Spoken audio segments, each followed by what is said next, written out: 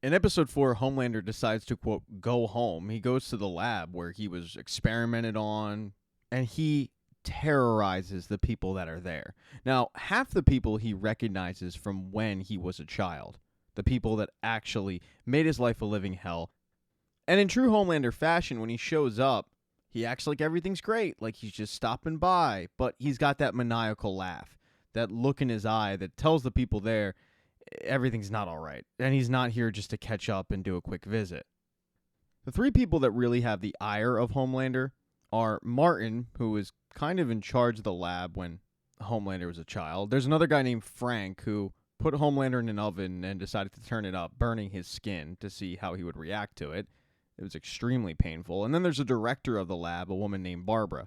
Now, Barbara's not on site, so Homelander decides to torture both Martin and Frank. He does so in a very, very Homelander-esque fashion. He doesn't quite kill them. He makes it nerve-wracking, awkward. For Frank, he plays waste paper basketball until he finally tells him, "You get in the oven." And he kills him that way, showing him exactly what that felt like. For Martin, it's even worse. He makes Martin, I'm not going to say just because I don't want to get my ad revenue taken from me, but Martin ends up dying in a very, very painful way. That's also quite embarrassing. And that's when Barbara shows up. She's the most calm one of the group. She gets through to Homelander by telling him the truth, that he was more powerful than any of them at the age of 9. He could have broken out at any point, but he didn't. Vaught's biggest success was keeping him obedient, and that's because his thirst for just being loved was human-like. It's something that she doesn't think he'll ever be able to overcome. But before he kills her and everybody else in the lab, he lets her know that she's wrong, because he's not human, and neither is his son, and he's going to remind him of that every day. He then slaughters everybody and just takes the elevator back up. As for the boys, it's a rough morning for Huey. He finds out that his dad has maybe a few days to live. Huey isn't coming out of this. And with Huey's mom having control, she decides to pull the plug because that's what Hugh asked for. And for Huey, he gets really, really pissed off about this. He doesn't want to just give up hope on his dad dying, and he knows he has to do something about it. He knows that his dad has one shot at coming back to life. He decides to grab Kamiko for muscle and meet up with the A-Train. He never tells Kamiko that that's who they're meeting up with, and she's a little perturbed about that, but he tells the A-Train, "I need Compound V." And at first the A-Train says, "No, I'm not doing that. Homelander has the entire stash," but Huey reminds him, "Dude, you owe me. Every bad thing that's happened in my life is because of you. So get me the V, and we'll consider this whole issue squashed. I need it for my dad. He's dying. V's the only thing that can save him." After the plea about his dad and telling the A-Train, hey, everything will be squashed, the A-Train reconsiders. And he decides to head back to Vought Tower with the goal of getting Huey some Compound V and finally putting this feud to bed. As for Huey, though, when the A-Train left, Kamiko and Huey were shot up by the people from Shining Light. They had tracked Kamiko down and they were looking for revenge. There was only one way out of this scenario, and Kamiko tells Huey, "You're going to have to fight your way out or we're going to die." She arms Huey with a bunch of just generalized office supplies that could, in the right context, be used as weapons, and they try to fight their way out, and they are successful. Huey especially, he's injured, but he does end up killing somebody. And when he does this, he has a look about him that is oddly satisfying. For Kamiko, she takes everybody out except one person. It's the girl she recognized from the other day. Her name's Tala, and Kamiko has no interest in killing her. She tries to help her up, but Tala looks at her and says, "Seriously? Do you remember what you did to me? After you offered me ice cream and then threw me in the trunk, you took me into camp, you put me in the fighting pit, and you said I could either fight or I could die. Then you left me with these scars on my face. I hate you." And Kamiko, hearing this, is crying the entire time. She feels horrible about what she did to this girl. But knowing in that moment she's not changing any hearts or minds, her and Huey just walk out the door. Annie also had a busy day that day. She started off by meeting with the president-elect. There's a lot of grandstanding in this meeting, but Annie tells him that if he wants his bill, the anti-soup bill, passed, he's going to need her, because she can have boots on the ground to get the proper votes in order to make it pass. The only thing she wants in return is a promise that he's going to finish what he started, taking down Vought. It sure seems like the president-elect and Starlight, who has a lot of support right now, would make a power tandem. And Starlight's feeling pretty good when she goes back to the Starlight house. But when she gets there, she's greeted by a couple of her workers, including Colin, because they have some upsetting news. Across the street, there's going to be a live taping of Firecracker's new show. This is all part of Sister Sage's plan. While the crew is setting up the stage, Sister Sage has a meeting in Vought Tower that includes the members of the Seven, minus Homelander, where she informs everybody, but mainly Firecracker, that Vaught's social media team is going to be scouring the net to try to get as much anti-Starlight hashtags trending. A few hours later, the live broadcast kicks off with Sister Sage watching from Vought Tower intently as Firecracker does her firecracker crap. Meanwhile, Annie is across the street, stressed out. And it doesn't get any easier for her when Mother's Milk and Frenchie walk in, but Billy Butcher's right behind them. And she gets irate. She asks Mother's Milk, what is he doing here? And MM says, I'm bringing him back. She starts pushing back right away, but Mother's Milk says, Annie, it's my call, and we need him. Annie reluctantly has to accept this and asks, what's the next move? And Billy Butcher's got a next move all right. With 50 grand in Mother's Milk by his side, he goes and pays off a soup named Web Weaver, and he gets dirt on Firecracker. They then wait by Firecracker's trailer for her to show up. And Billy has this giant gash on his head, so in order to kill time, Mother's Milk says, what the hell happened to you? And Billy doesn't answer it, but what's happened to him is whatever that Compound V did to him as something in his head growing, he ended up passing out in the shower and banging his head, and now he's seeing Becca talk to him in visions. Because of this, he doesn't answer Mother's Milk's question. He just says, I need a favor from you. If I'm not here to finish this job, then I need you to get Ryan away from Homelander. Do it by any means necessary. If he doesn't want to go, you have to make him go.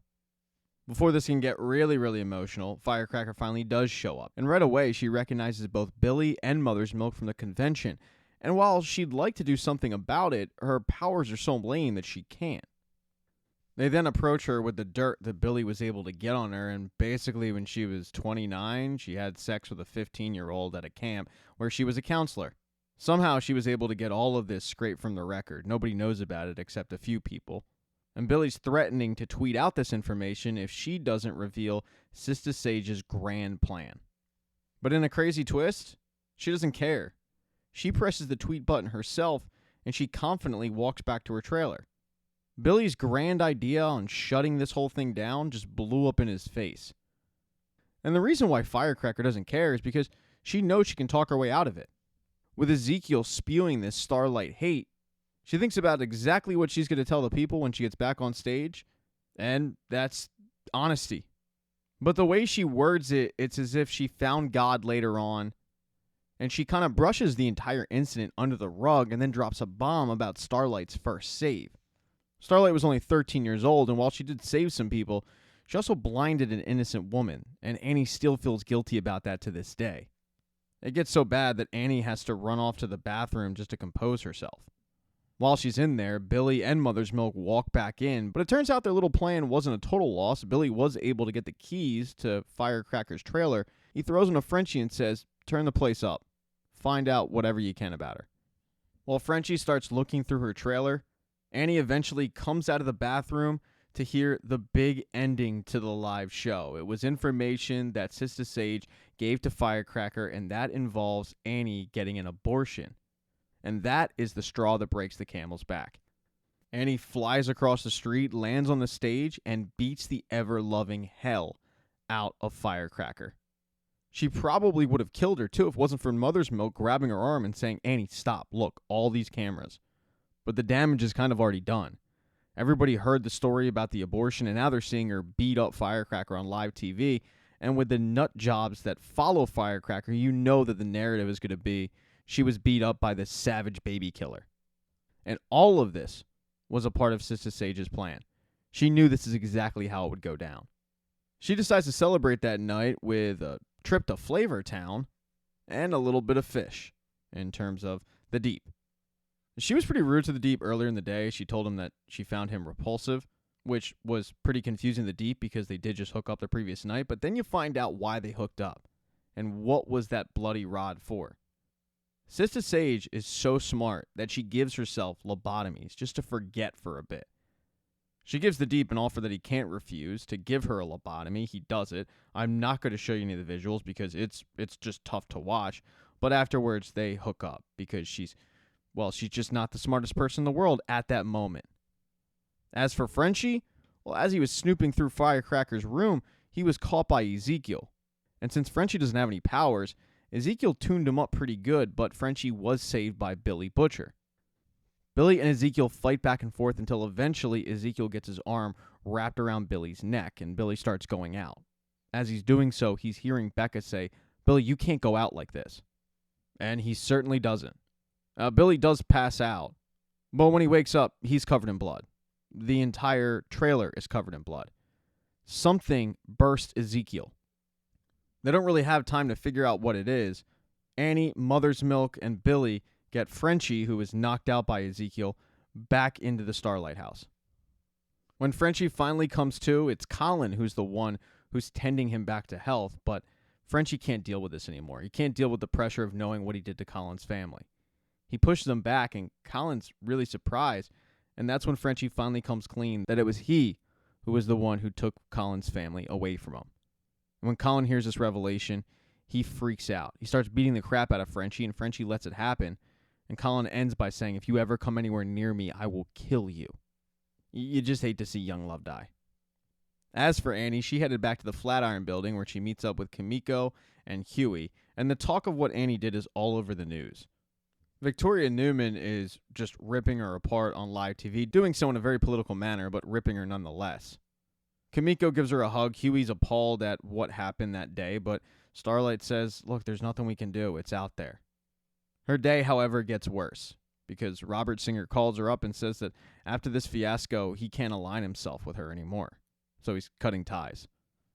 Huey, though, also gets a call, and it's from the A-Train. A-Train was able to get Compound V. He snuck into Homelander's apartment. He got it. He was caught by Ashley, but they realized that neither of them should really be there, so they're just going to have to take this secret to the grave and not snitch on each other. A-Train hands over the Compound V, but he figures that Huey still won't forgive him, and Huey wasn't planning on it, but he actually changes his mind and shakes his hand and says thanks. What Huey didn't know was that Billy Butcher was in the shadows listening to the entire conversation, and when he finds out that the Compound V is for Huey's dad, he warns him, "Dude, don't do it, trust me." Huey actually offers Billy some because he knows that he's dying of brain cancer, but Billy says, "Huey, I took some. I took it 4 months ago. All it's done is speed up the date. I'm telling you, don't do this. Just accept the fact that your dad is dying and move on." Huey certainly thinks about it, but the next day when he gets to the hospital, he's brought in front of his dad, and he has that decision to make, whether or not to give him the Compound V because his dad only has maybe an hour left. And as he's deciding what to do, his mom walks in, and it kind of throws him out of sorts a bit. He goes to the vending machine, and when he comes back, he's kind of just sitting in his dad's bed, but then all of a sudden his dad comes back to life. And that's because it seems like somehow Huey's mom got the Compound V and decided to inject a little bit into Hugh. She saw the blue liquid in the tube go into his body. Huey did not. And for Huey, he's shocked when Hugh wakes up, but it doesn't quite seem like Huey's mom is shocked. Thank you so much for checking out this recap. Please consider subscribing to the channel and subscribing to my Patreon. Hit thumbs up if you liked it. Smash that thumbs down button if you thought it sucked. If you left a comment, I don't get back to you. I usually don't check the comments unless they're like a super comment. Also, if you don't see the next video up on the end screen, not to worry, it'll be up in a day or two.